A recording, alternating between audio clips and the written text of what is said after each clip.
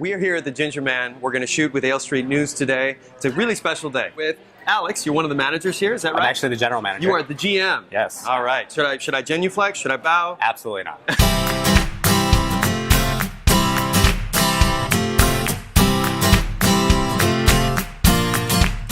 Welcome back to the Happy Hour, guys. So we're here in our 19th year.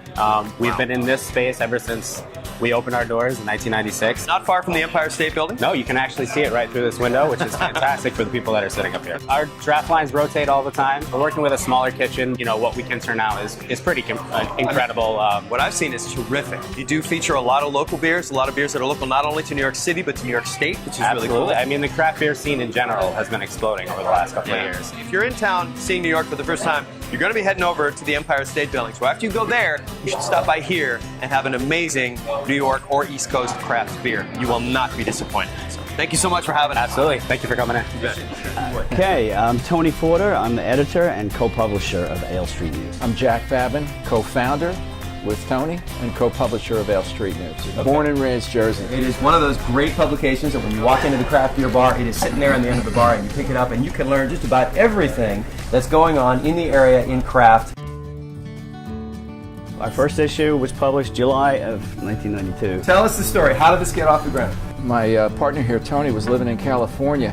I flew out, met with him, and I was very inspired. All his friends were homebrewing. I'm like, what the hell is homebrewing? What do you mean you can make your own beer? So you grew up in California? No, I grew up in England. You grew up in England? And of course, being an Englishman, beer to an Englishman is mother's milk. So I moved over here 1979, I guess, so the 80s, you know, like the dark night of American beer. But I did miss the British beer, and when I went back to England to visit, I would just find my way into the nearest pub as soon as I got out of the airport. And then, little by little, in the 80s, craft brewing started. I went to visit, and Tony set me up. We went to a homebrewing store, set me up with all this great stuff to make my own beer. All I had to do was put it in bottles, let it ferment, whatever that was. And so I followed the recipe. I ran to my local ShopRite. I bought apple juice bottles. I put the beer with all the, you know, fermentation, the yeast and everything in these apple bottles because I didn't have beer bottles. I put them in my bedroom. And my first experience to home brewing, again, guys, this is back in like 1982, was at about 4 o'clock in the morning. All of a sudden I heard glass exploding everywhere. And I smelled beer. I'm like, I like the smell, but what the hell's going on? I put my lights on.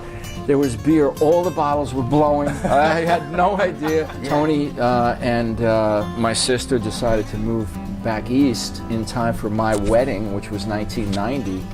And then really the spark started to fly. Tony and I were really pinging off one another regarding beer. We sort of decided to take the jump. But you have to realize, when we were thinking about all of this, the internet wasn't what it is today. Twitter was what? Okay? We put our first issue together. It was 4 pages. It was like a promo, you know. It was a promo. Okay. And we put it together in Tony's attic, and it was like 900 degrees, and there was one light bulb hanging, okay? And we had the latest technology available. We had a pot on his stove where we melted with the wax. You know, you have a waxing machine where you paintbrushes. paste things down. We didn't even have a waxing machine, so we used a paintbrush. We put the first, all the stories ended in ... meaning no ending. Right? It was just a sample issue. This is what's coming. We had to print 3,000 copies of that first issue. We felt we only needed 100, but the printer would only print 3,000. Then we did bios. We did bios on one another. I printed up business cards. We printed up the whole packet. We put these packets together, concept packets. Okay? Ale Street News did not exist. We went to the first Boston Brewers Festival. That would have been 91, right? It's 91. Okay. 91. We go to the first Boston Brewers Fest. There were 40 businesses, brewers, brewing supply, whatever, there. We stopped at every single booth. We gave every single booth one of our packets, and we asked them 3 questions. Do you think this is a good idea? Yes, no, maybe, right? Do you think, mind you, pre-internet and all that, this will help you reach your target customer? We have customers that are looking for your product. Right. You have product that is looking for customers. That's Last question. Would you be willing to write a check to help support us, to print this paper, to help you reach your customer to find you? Now that's an amazing pitch. What happened? Of 40 brewers there, or whatever the businesses were, 25 said yes, yes, yes. We came home, I don't even remember the trip coming home. We came home, we were so damn excited, we couldn't wait for the car to get home. A business was born.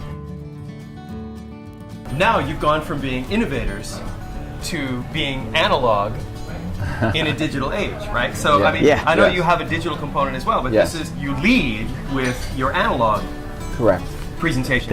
And I find that, and I think a lot of craft people find that to be extremely comforting and kind of wonderful. I love the feel of newsprint in my hands. A lot of people do, but you know, the younger generation. We are going whole hog into new generations and new points on social media, a new website and all that.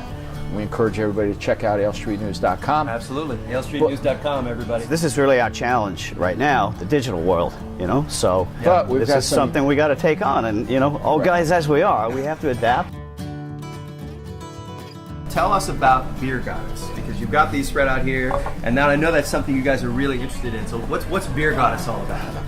You know, going back, way back, we were taking the initiative to encourage women not only to drink beer, craft beer, like the guys were, and not only enjoy it, but more importantly, be damn proud about it. Take it on wholeheartedly, holistically, just like the guys were. It was a concept for the women to proudly endorse craft beer.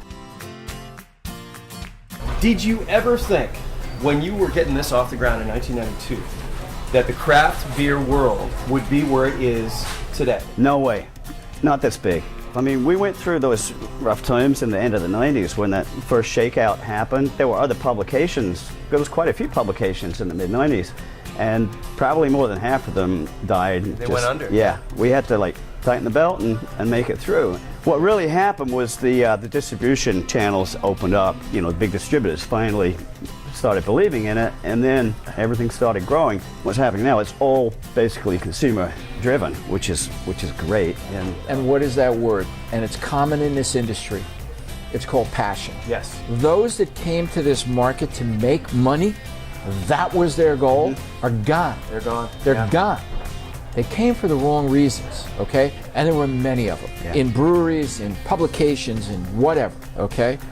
Those that got pulled here from some invisible force that had to do this, Yeah. thank you, Yeah. they had to do this, are the most successful. Agreed. You guys, brewers, us maybe, Oh, I would we've say so. endured many years. Come on, Okay, 1992. and when you hit those rocks and those bumps, and yeah, they're real, but the passion never leaves you.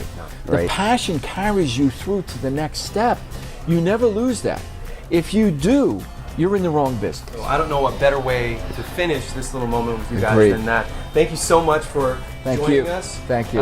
It's wonderful. Jimmy, thank you. I've got a teeny bit, so let's raise our glasses Okay. to L Street News, to another 25, maybe another 100 years. Love it. Let's see how far it goes. Okay. Thank you. Cheers, guys. Cheers. See you next time. Cheers.